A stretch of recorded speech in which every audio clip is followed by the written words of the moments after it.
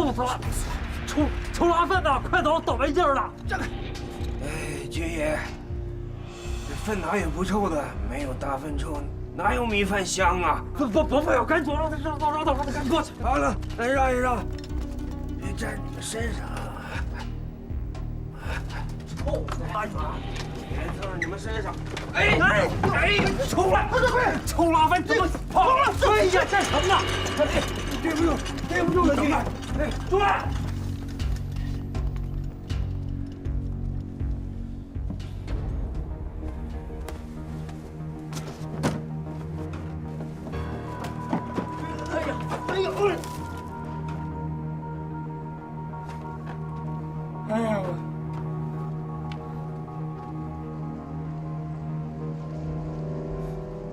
啥知道？还有头粉热呢。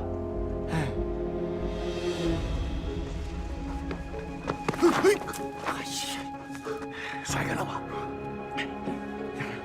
是的。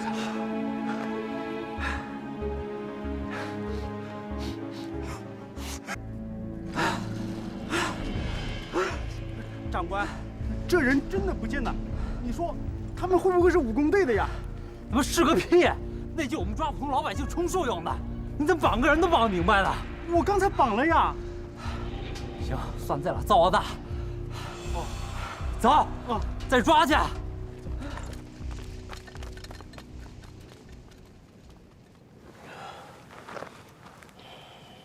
队长的谨慎是对的，这版本太狡诈了。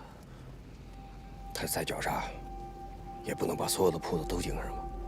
这回咱多找几家。不行了，你想啊，咱找的越多，风险就越大。这回呀，就找一个没人的，只要没有敌人，咱赶紧买，买齐了赶紧走。哎呀，这，哎，别忘了，咱得弄热水。这全城都是狗啊，去哪儿买水？找个旅店。好，走。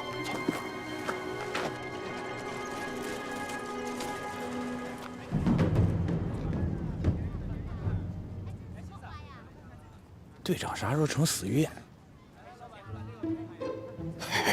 看老赵那画的，大小眼儿哎。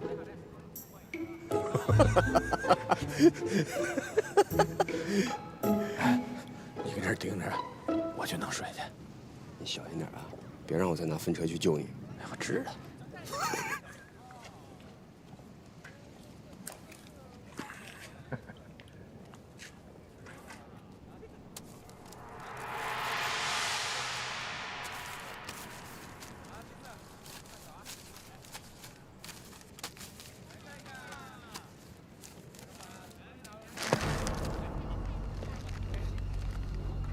忽悠什么呢？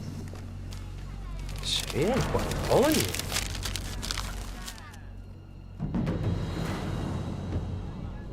哎，大爷，我没钱。谁他妈要你钱了？老子是侦缉队的，告诉我，你干嘛的？我来住店的。你住店，你撕这画像干什么呀？什么意思？哎，这不是抓着一个赏1根金条，抓俩赏2根金条吧？我这拿着画像，我好对找去，要点赏钱。你认他妈谁呀？还抓一个抓俩的，你多大能耐啊？这不是江洋大盗吗？谁他妈还管江洋当道啊？八路武工队想抓几个？哎呀妈呀，这我可抓不了。你抓不了就赶紧贴上。哎！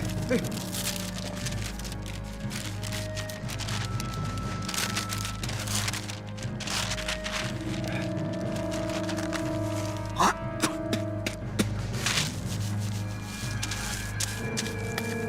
停！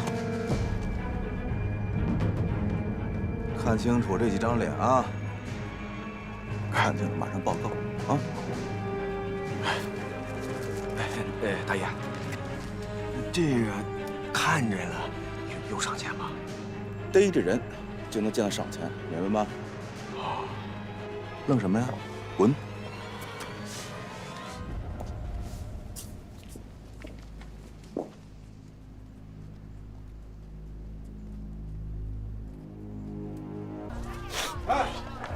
站住！不好，是我刚才碰那俩汉奸。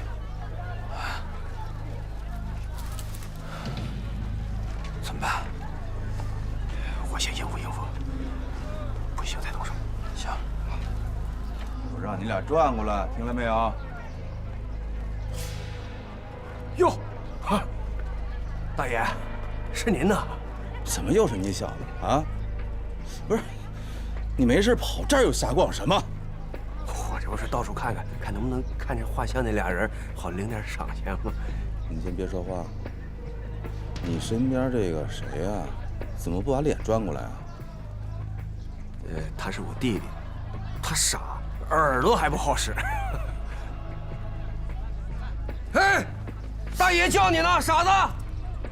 大爷叫你呢，年龙，让你转过去。哈哈，哎哎哎哎哎哎哎哎哎哎哎！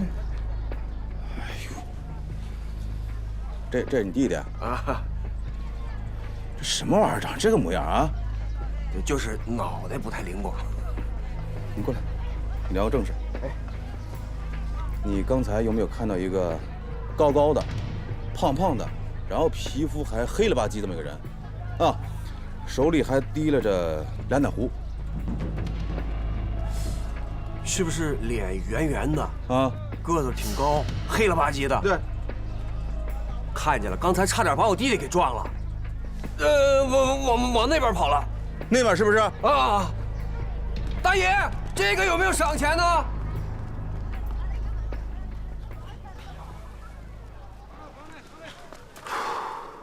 悬死了！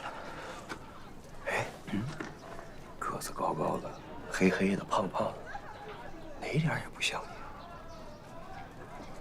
这估计是饭店的那伙计骗他们的。行了，赶快找地儿把水壶藏起来。走走走。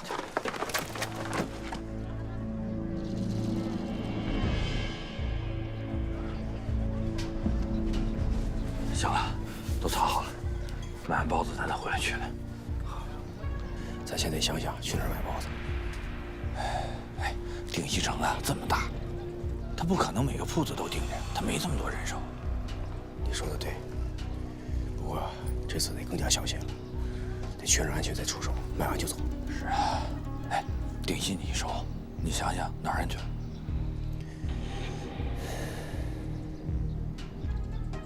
荣昌街。荣昌街，那地儿不是最热闹吗？越热闹的地儿，咱就越不显眼。就算有特务，他也看不过来。而且那地儿四通八达，出了事儿咱容易撤离。对呀，这回应该看好了，咱们确定没有特务，安全了再行动。你放心吧，定西的特务我基本上都认得。上次是有点太大意了，这回可不能大意了。放心吧，走。哎，狐狸，我一直没问你呢，你怎么这么能认人啊？我以前干什么的你也知道啊，我们这行两大基本功，手快眼毒。怎么讲？手不快你就捞不着活，眼不毒你随时都可能栽。这么跟你说吧，只要我见过的人，这辈子都忘不了他是干什么的，基本上8、9不离十。哎呦，那你这绝活行哎，你这就是火眼金睛，我在别的武工队还真没听说过哎。我来了半年，高队长什么任务都没给我布置，就让我在大街上转悠。干啥呀？认人啊，认人？便衣、警察、汉奸，我都认了个遍。那这大半年你就光认人了？啊！后来我都急了，我问队长，这都大半年了，你啥时候让我执行任务啊？我认那么多人管啥用啊？队长一句话，我就全明白了。不是，队长跟你说什么了？队长说呀，招你进来，上级有些不理解，所以呢，第一次任务一定要干得漂亮。我这半年每一天都是在为第一次任务做准备，认人就是扫雷。扫雷？鬼子的便衣是我们最大的威胁，认出人来就是扫雷。哎，队长这比喻精辟啊！哎，狐狸，那后来你任务怎么执行的？该让我长脸。那次任务，我一口气儿认出7个化了妆的鬼子的便衣，咱兄弟干了一场漂亮的芥末战，我一下子就在军分区站稳了脚跟儿。7个呀！啊！哎，要不说呢，队长就是会认人，武工队缺不了你。哎，武工队更需要你本事通。哎，狐狸，咱可说好了，一会儿啊，你去荣昌街的话，那可就是扫雷去了，咱可不能掉链子。话说回来，这老人我都认得，万一要是特务来新人了，我就认不得了。没可能，哪可能这么巧？咱赶紧走吧，要不然队长他们成饿死鬼了。走。有雷吗？没发现，你就放心吧。廖小鬼子也没这么聪明，我去买包子，你盯着点。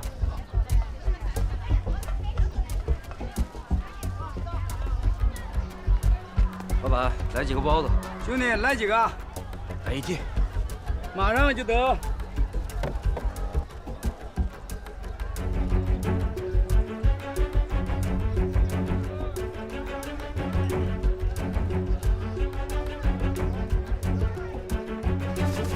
不用找了。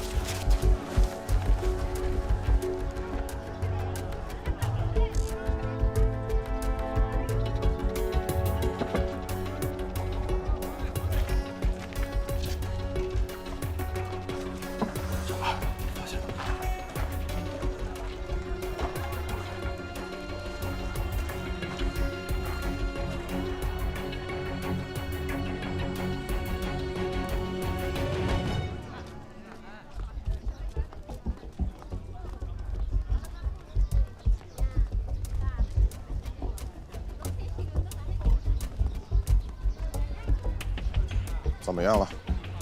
组长，除了这俩买包子比较多的，还有几波可疑的人，有买烧饼的，买面条的，买大饼的，还有买面粉的，都跟踪了。买大米和卖面条的不用跟，武工队现在哪有功夫生火做饭？把那2组调回来，跟这一组。是。去吧。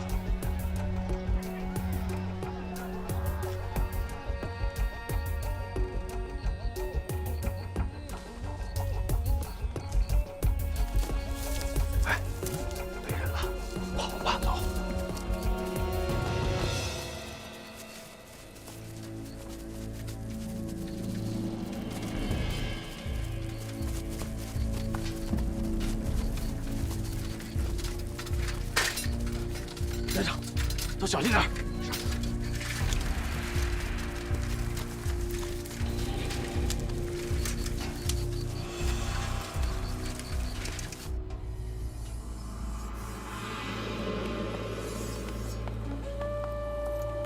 长官，所有旅店都搜过了，没有发现武工队。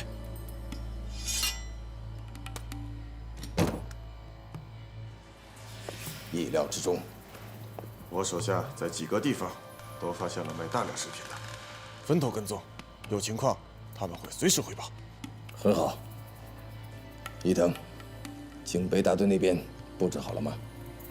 照长官部署，都安排好了，没有告诉他们真实的情况，包括马二孬在内。如果我们的大搜捕抓不到武工队，就在那里等他们自投罗网。他们一定会来的。嘿，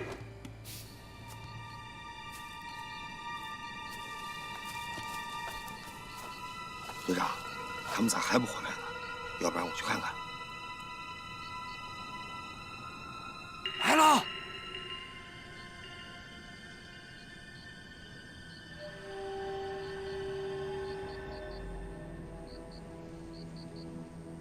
哪儿呢？别急，马上就看到了。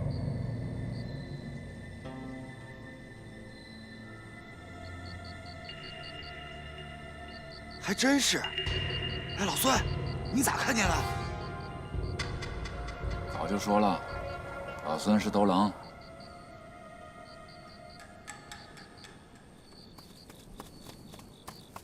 哎，吃包子了，喝水了。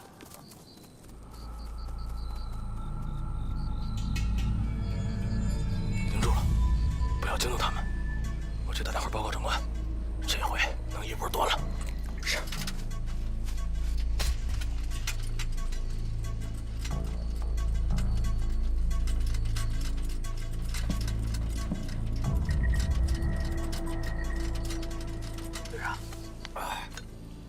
我去警戒。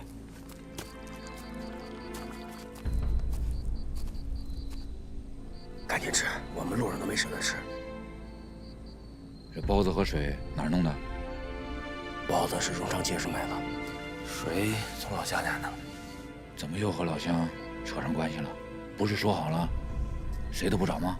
不是，没辙呀。那所有的旅店和大车店里都有鬼子和特务盯着，那我也不能去弄去。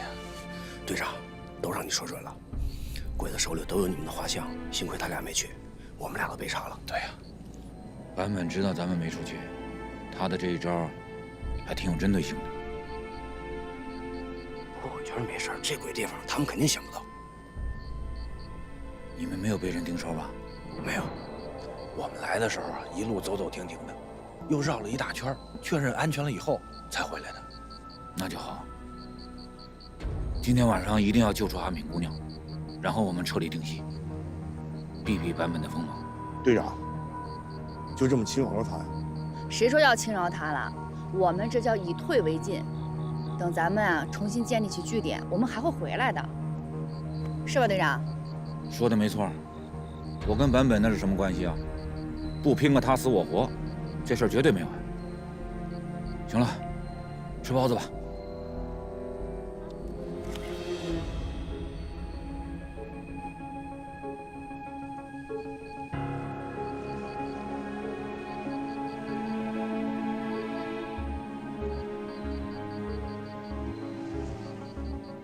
行动一开始，子越你负责外围，狐狸、郭伟禅，你们俩把好这个出口，一个鬼子也不能放。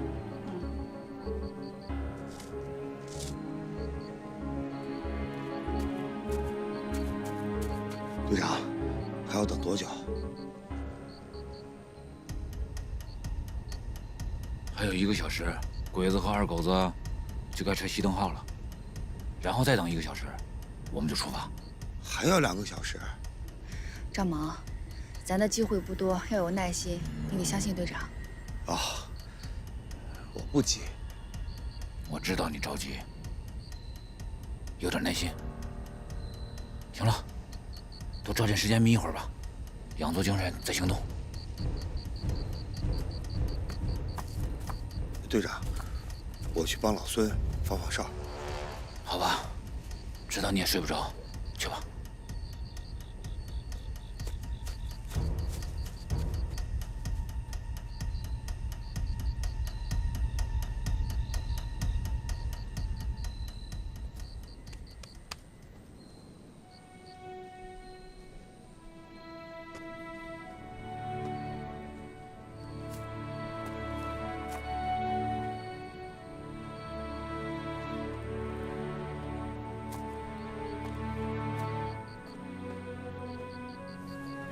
队长，这点阴冷，你赶紧穿上吧。我这大老爷们不怕冷，就披上吧，我热乎着呢啊！要不这样，你到我边上坐，给我挡挡风。哎，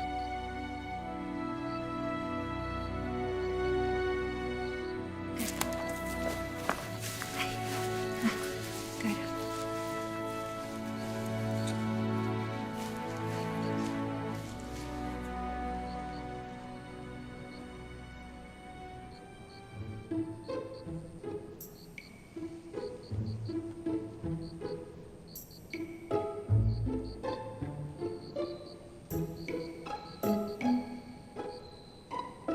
睡觉。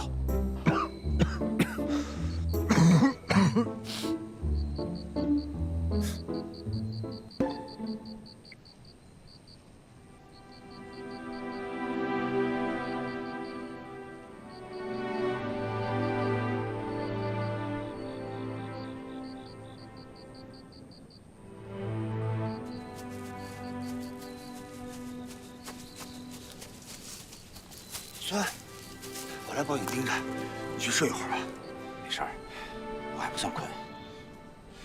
还是我盯着吧，反正我也睡不着。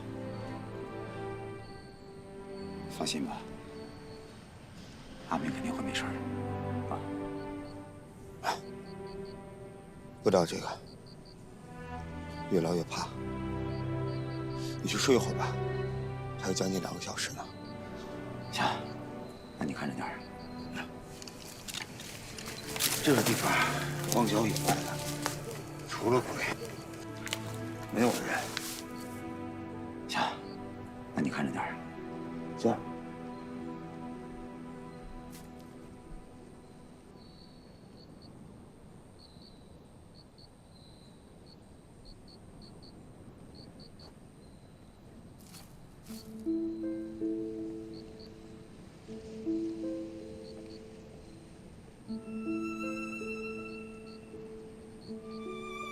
傻瓜，你瞎看啥？看我未来媳妇儿呢。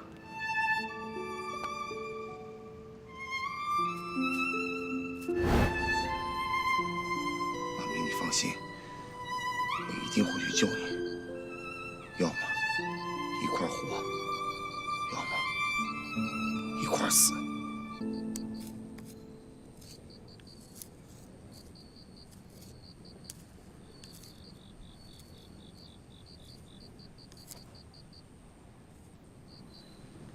弄什么呢？鬼子的监狱咱们都见过，他们的结构大致都相同。问题的关键就是要知道阿敏关在哪里，还有他们的防御部署情况。现在想也没什么用，到时候啊随机应变吧。来，把衣服穿上。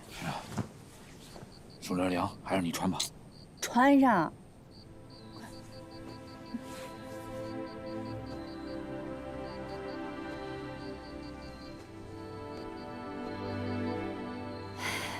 这光是2狗子就好办了，咱们成功的概率也大些。但是如果版本有防备，就不好说了。炸药被毁，版本很有可能现在已经自身难保了，他管不了那么多。我们绝不能麻痹大业。版本这个人物很清楚，他有股子狠劲儿，越是遇到困难，他越顽强。他属于困兽犹斗那种类型。哎呀，你这对他的评价还挺高的呀。我是实事求是，要不然咱们也不会逼到这乱葬岗猫着。子夜，我有一种预感，我跟版本的最后决战就快到了，我们之间的恩怨一定会面对面解决的。到时候我先上。王子夜同志，现在的情况是，我们得躲着他。我知道，我就是说解解气嘛。哎，好在啊，你找了乱葬岗这么一个好地方。你说，版本这会儿是不是正在对咱们进行大搜捕啊？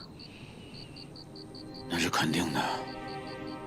我估摸着，如果今天晚上抓不到我们，明天他们就会利用阿敏当诱饵，钓我们上钩。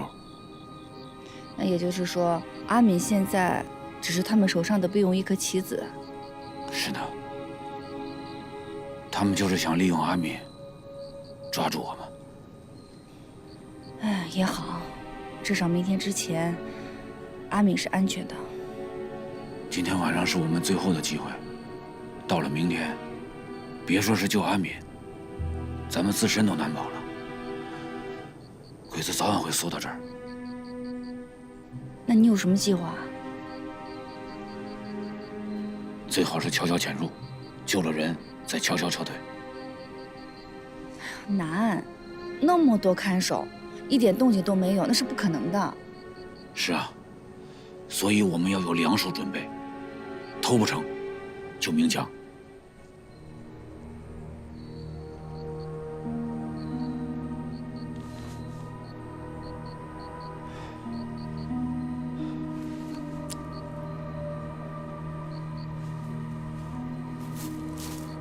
老孙，老孙，到点了没有？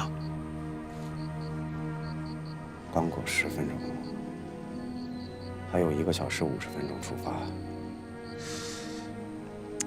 咱才10分钟呢，我感觉已经2个小时了。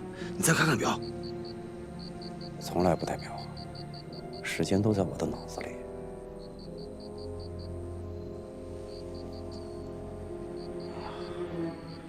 不行，我这待不住了，要不然我到前面侦查一下去。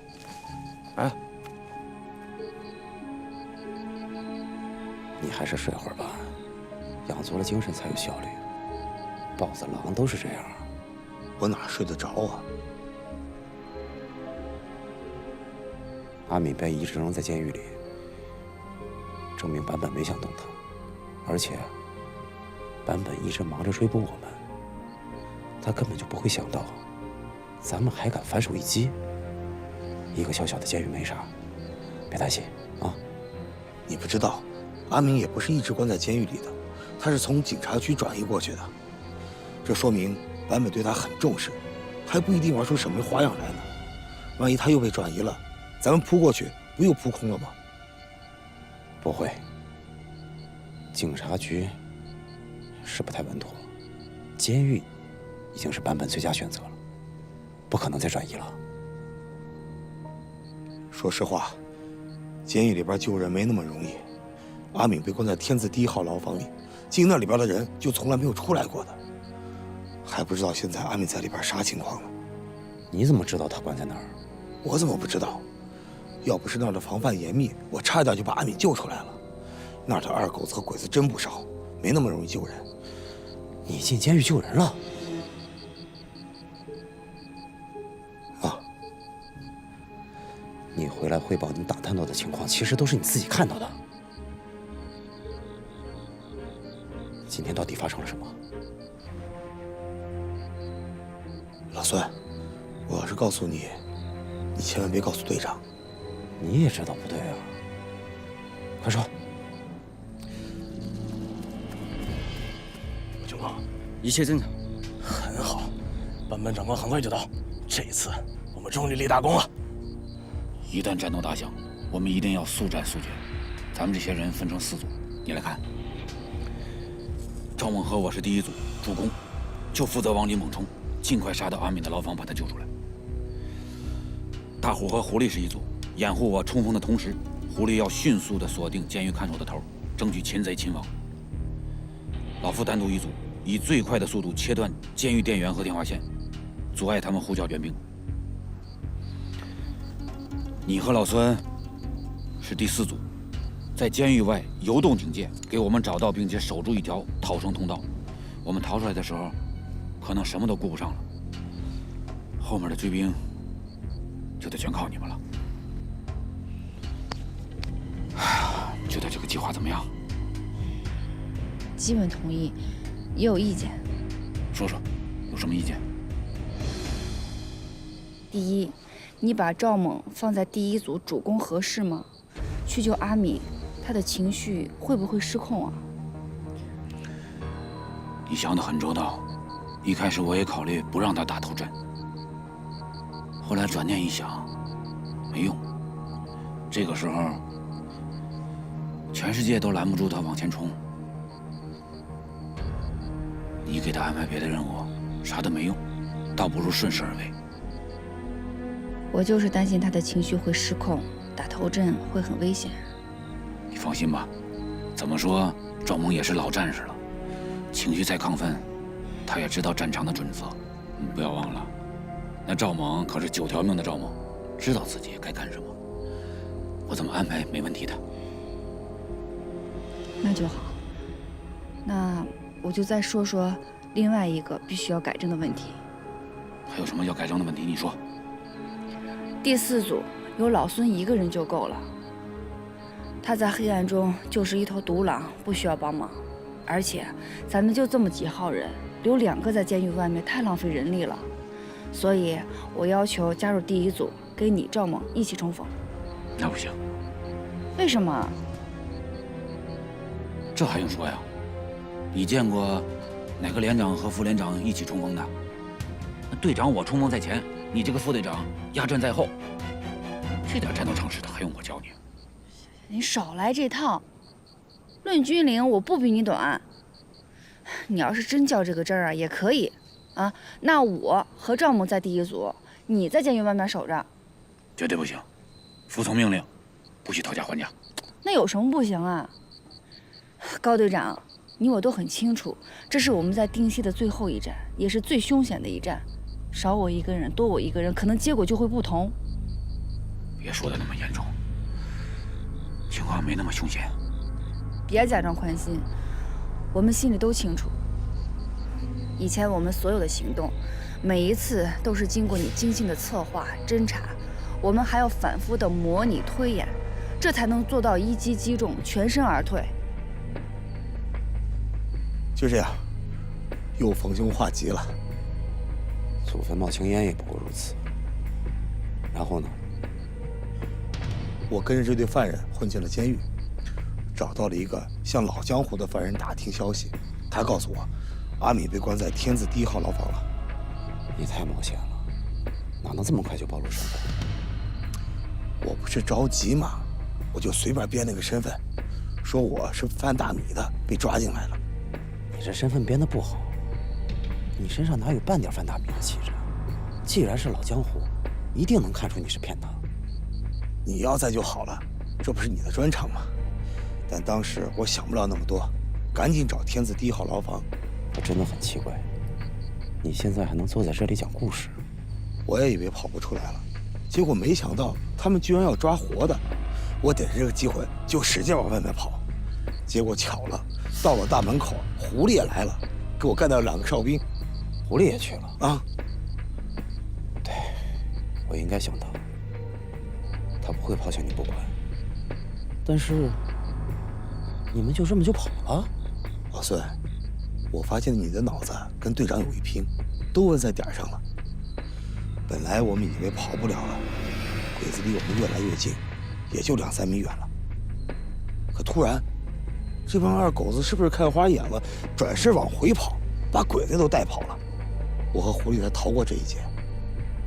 哎呀，想起来真是有些后怕。今天的巧合实在是太多，我没法相信这是运气。那是啥？你觉得有人在帮我们？会是谁呢？要是真有咱们自己人在那边，那咱们去监狱救人，那可方便多了。老赵，我知道你的心情，但是有一件事情我不得不说。你今天擅自去救人，绝对是办了一件蠢事儿。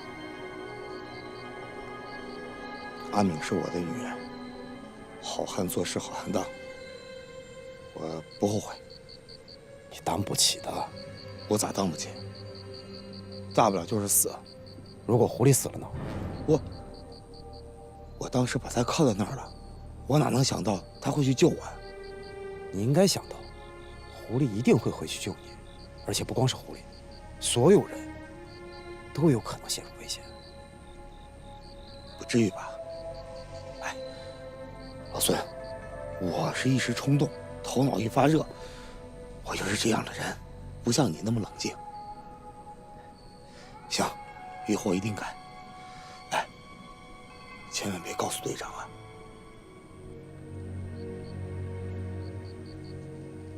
你觉得我很冷静？当然了，谁要你冷静？你不冷静能百发百中，孙一枪嘛。老孙，我真是挺佩服你的，不管啥事儿，都看不出你着急，也不知道你心里在琢磨啥。哎呀，不像我，啥事儿都搁不住，这火爆性子。哎，你跟我说说呗，你这冷静是咋练出来的？也教教我。我的冷静不是练出来的，天生的，更不是。你知道我来咱们武工队之前，绰号叫什么？真没想到，他们竟然躲在坟地里面，难怪找不到。容易找就不是他们了。那边地形怎么样？特别大，怪石林立，沟沟坎坎，有4条进出通道。高分长真会找地方。长官，特战队已经集合完毕，马二闹的警备大队也已经通知。带那个废物有什么用？还不如带着石岗的宪兵队。宪兵队不能动，流川大人的安全必须要保证。放心吧，我心里有数。乱葬岗就是武工队的葬身之地。出发！我们只知道去监狱救人，至于监狱里边是什么地形，我们救的人关在哪儿，里边有多少守军，外面又有多少坚硬的敌人，我们的撤退路线在哪儿，这些最重要的信息我们两眼一摸黑，这就是最凶险的地方。所以呀，我才安排你在外面压阵。你什么意思啊？看不起我啊？你是不是觉得我怕死啊？王子月，我不是怕你怕死，我是怕你太不怕死。你再说一遍，这话都说不利索了。你就别气我了，我就把话明说了吧。自打吕波同志牺牲以后，你整个人的状态就不对，整个人就跟发了狂似的，打起仗来红着眼睛往前冲。你说赵猛情绪失控，我看你比他好不到哪儿去，所以，我才不让你打先锋，不让你去送死。现在你明白了吗？罗队长，我明白你的意思了。我承认，我的情绪和状态都不太正常。你看，我说的没错吧？高风亮，你告诉我，我们为什么要去救阿敏？这还用问为什么？阿敏一定要救，必须要救，没有任何理由。我们武工队冒着前所未有的巨大危险去实施这个营救计划，难道不需要理由吗？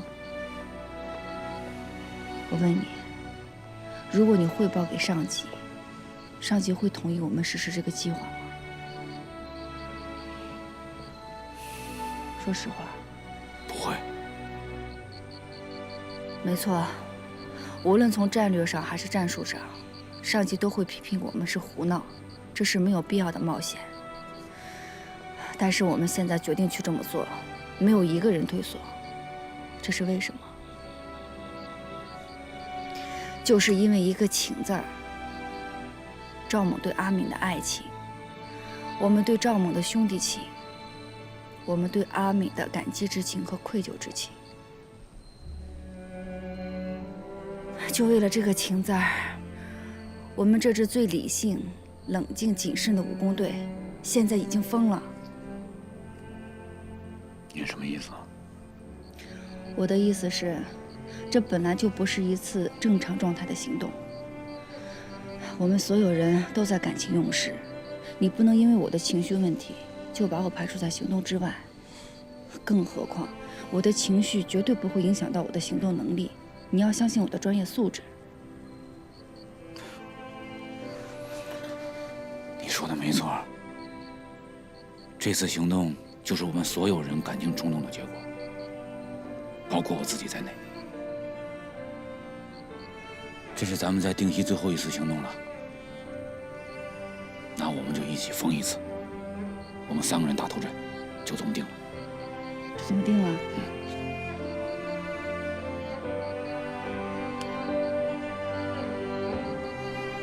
知道最让我欣赏的地方是哪儿吗？我这个人的优点太多，真不知道。你能理性的计算出一切利益得失，但最后你还是会选择感情。这是优点吗？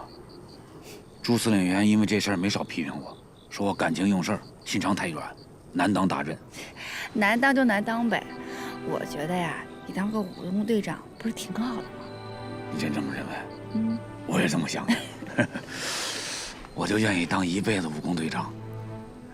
什么版本4郎、版本5郎、6郎，来一个杀一个，一直杀到100郎，直到狗日的两脚畜生滚出中国去。我看啊，到不了100郎，这小鬼子的末日不远了。我相信，我们很快就会看到。是，我们很快就能看到。就可惜吕波他了。子越，我一直想跟你说，别太难过了。吕波死得其所。我不会太难过的。别逞强。真的，我现在脑子里想起他来，就是他骑着摩托冲进特侦队的那一幕。我现在想想，我好像看到了他的笑脸。真的，他是高高兴兴的去和鬼子们同归于尽的。一定是这样。要是换做我，我也一样，也是高兴的。你想啊，他正不知道怎么进去呢，突然之间那围墙就炸开了，那鬼子的弹药就在眼前，那不跟捡到宝一样啊！你跟吕波真的有很多地方真的很像，不过在感情方面，他可比你勇敢多了。是吗？火炮？有这么安静的火炮吗？我以前可不这么安静，枪法好，名气大。那个时候劲儿可足了，做事风风火火，行事我行我素，特别勇猛，也特别冲动。勇猛还在，冲动没看出来。你后来是咋变的？火云岭之战。火云岭之战，你听说过？哎呀，当然知道了，这仗谁不知道啊？保平武工队传奇队长朱雷，带领手下弟兄一共7个人，利用有利地形阻击了300多个鬼子，打死了50多个人，而且带领武工队安全撤离。这仗打的是昏天黑地，震动了整个华北，我们的报纸、鬼子的报纸都刊登了。哎，我说的没错吧？你这都是从哪儿听说的？各种传呗，差不多吧。差不多。我告诉你，根本就没有被打死50多个鬼子，那都是为了鼓舞士气的宣传。你想啊，7个对300多个鬼子，能安全撤离已经是了不起的胜利了，更别提打死那么多鬼子，还能赢？不会吧？游击队老姚他表弟的姑父当时正好在草丛里采草药，他在旁边看的是一清二楚。那武工队员个个像天神下凡，尤其是朱队长，在枪林弹雨中杀了个7进7出。老乡相信这样的传奇也就算了，你怎么也能当真？我来告诉你，当时到底是什么样。嗨，我当然知道这是传奇，打仗又不是说书。老孙，听你的意思，你参加了火云岭之战？岂止是参加，确切的说，火云岭之战因我而起。真的？这事儿咋从来没听你提过呢？快给我讲讲，这可是真正的传奇啊！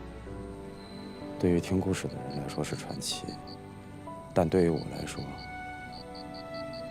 是永远的伤疤。咋回事？我从头给你说起吧。太好了，我正想听听呢。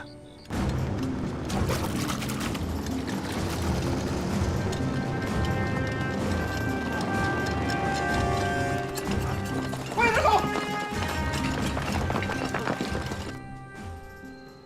那你给我讲讲你和吕波的故事呗。那一年，包括我在内的16名竞选出来的战士，组建了一支秘密特工大队。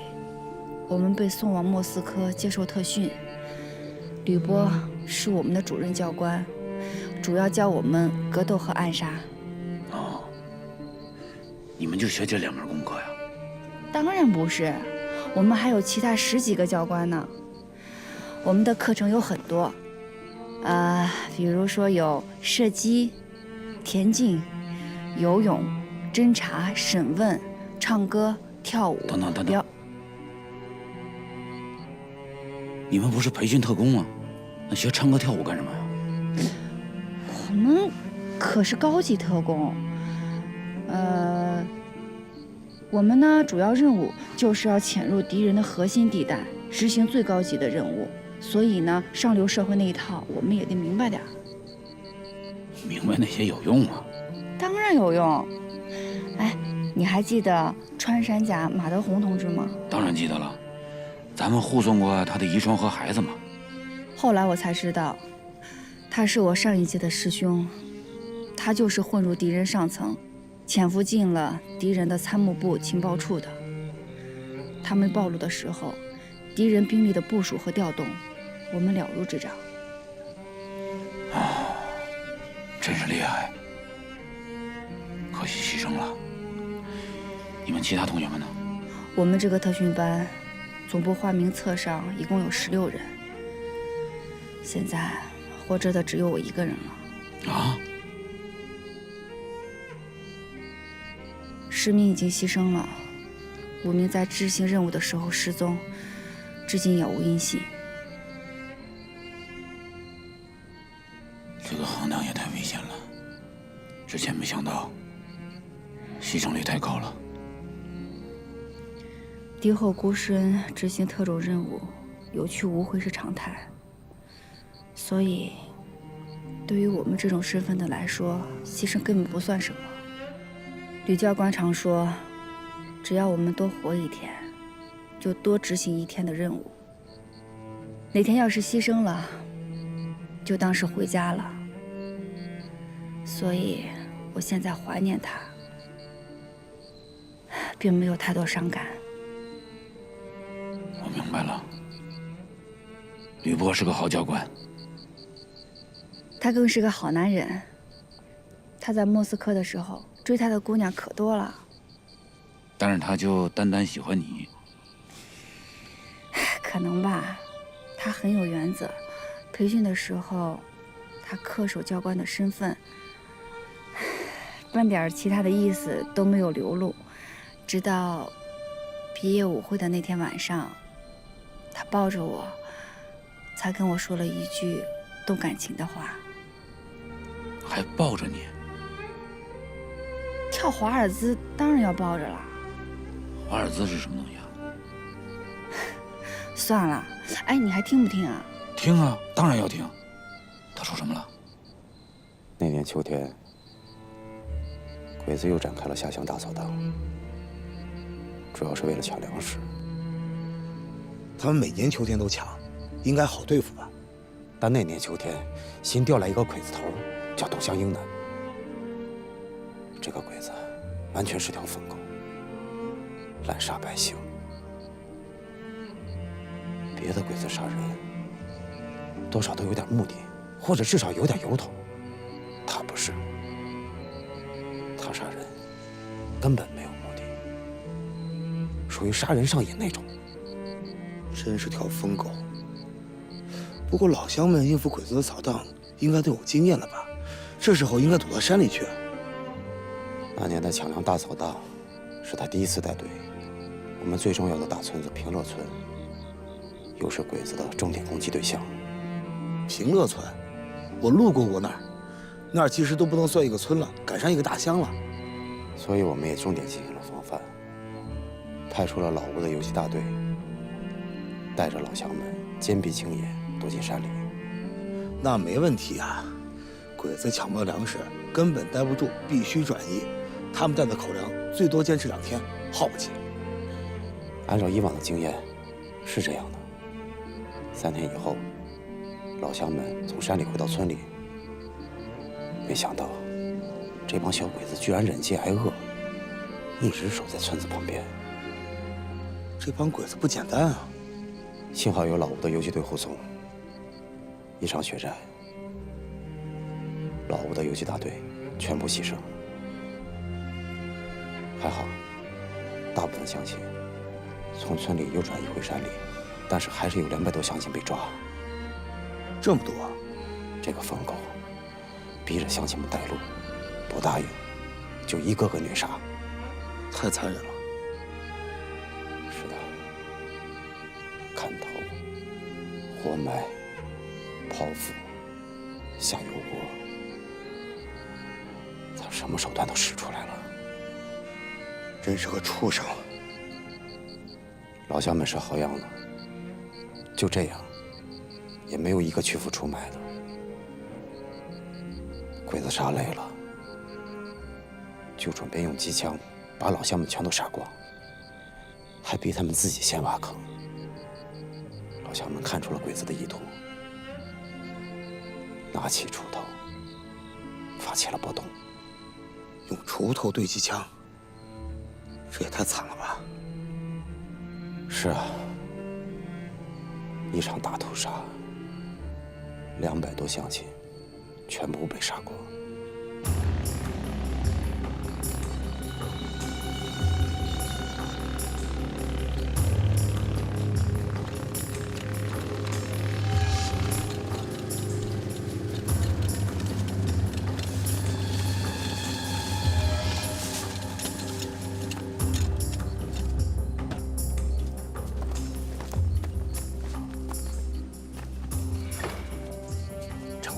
为什么在这里停车？还有4里地呢。你想让武工队听见车辆的动静吗？把车灯熄掉。熄灭车灯。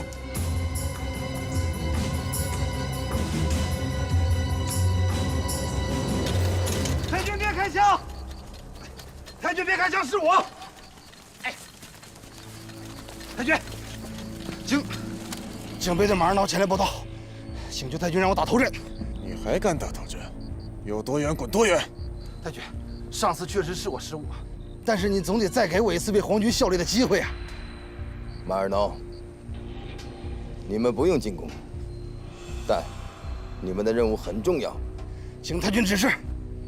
乱葬岗东南西北都有出入口，你们就给我守住南边的出口。打响之后，我们会从3个方向合围他们，你们就原地固守，一定别让他们跑了就行。请太君放心，保证完成任务。还有，如果人从你那里跑了，那你就去见王彪吧。是，弟兄，弟兄们，皇军烤窑门的时候到了，跟我走。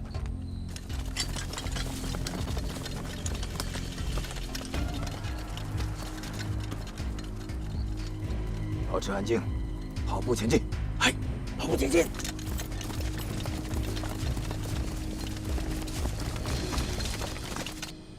他说：“小月，要不你留下来，在我身边当助教吧。”挺好啊，革命大本营，留下挺好。好什么呀？我说我来学本事，就是要回去打鬼子的，我留下来算什么呀？说得好，他怎么说？他说，他就猜到是这个结果。他说：“小月，你先回去，我们一定会再见的。”我笑着说：“很难了，我回国就天涯海角，生死未卜。而且你又在莫斯科当教官，我们不可能再见了。”那他说什么？他又笑了笑说：“你只要记住，无论天涯海角，我一定会放弃一切找你。”我那个时候才知道，他对我有这个意思。那你没有对他有所表示？别泛酸。虽然我崇拜、喜欢吕教官，但是我从来没有想过我们会成为恋人。他对于我来说，就是良师，是战友，是大哥。怎么会呢？这喜欢，不就是喜欢吗？那我问你，你喜欢小花吗？当然喜欢了。我这喜欢就是哥哥喜欢妹妹那种。先别着急，我说的就是这个意思。他喜欢不一定是爱。哦，我明白了。你对吕波的情感，以他的智商，他应该能感觉得到吧？应该能吧。但人家对感情很执着，他坚信能改变我。回国以后，他坚持每周写1封信给我。每周1封信，还挺能写。后来我调动的次数越来越多，他寄的信渐渐就收不到了，慢慢的也就没有了。我以为他终于可以死心了，可是没想到，他再次出现在我眼前的时候，我才知道，这个男人他是认真的，他说过的话是算数的，他说会再见，就一定会再见。他要是不回来，也许就不会牺牲。你别这么想，他选择回国，一方面固然是为了找你，另一方面一定是回来打鬼子。我相信他一定是不甘心在莫斯科当教官。你看他出手，那是憋了多少年的伙计啊！他跟我说，来了定西之后，他才觉得他的那身本领没有浪费。所以说呀，你不要把责任都担在自己身上。吕波不是因为你而死，他是为国捐躯。你要非觉得他的死是因为你，那你就把他的境界给说低了。高队长，我还真没有想到这一层。你这么一说，我彻底就走出来了。军区调集了所有的部队赶来救援，但是我们赶到的时候，鬼子已经走了。看到那些支离破碎的乡亲们的尸体，所有人都疯了。这种心情我也有过，尤其是自己亲人在里边的那些战士，悲痛和仇恨就更进一层。那些战士抱着自己死去的亲人，放声痛哭。仇一定要报，不仅要报仇，而且要打击鬼子的嚣张气焰。正规军、武工队、游击队都在寻找机会，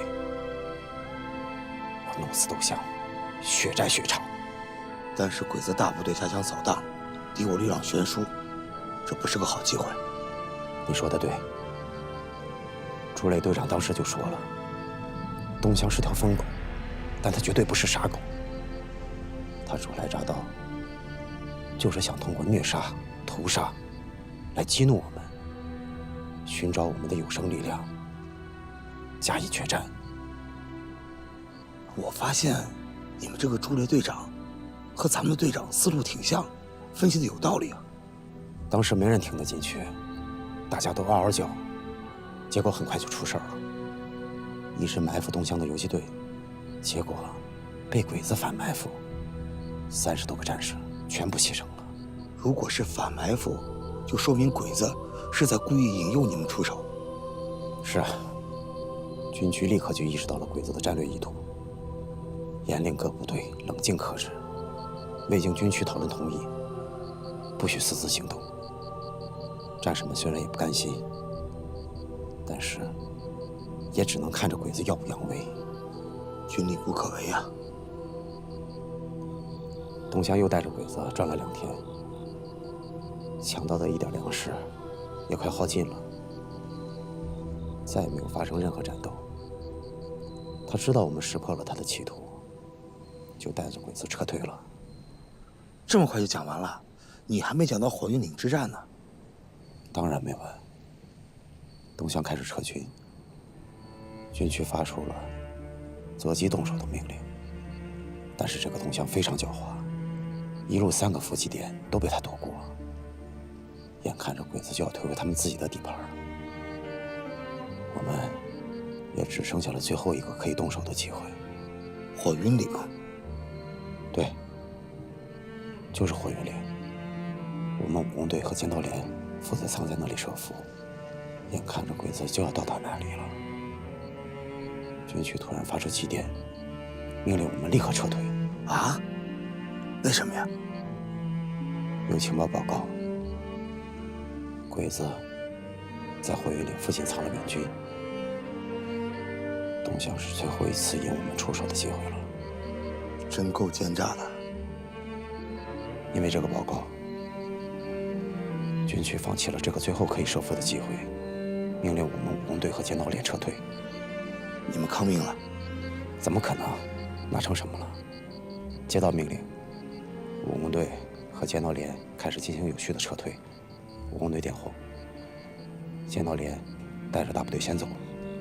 眼看着所有的部队都已经撤走了，董强带着鬼子来了。你看到他了？他就坐在打头的一辆摩托车上。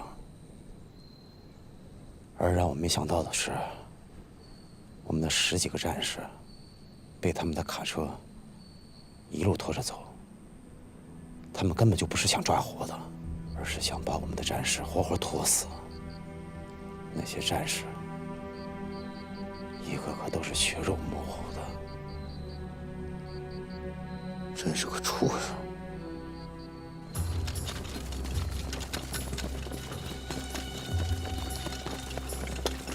快，快！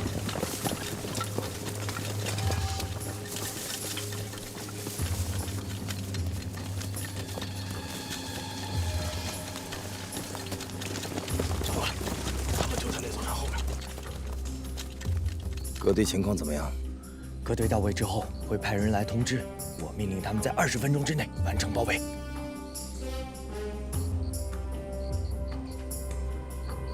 再让武工队多活20分钟。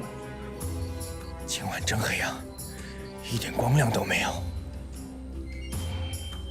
所以我们才要布置好包围圈，里面地形复杂，面积又大，别让他们趁黑逃跑了。明白了。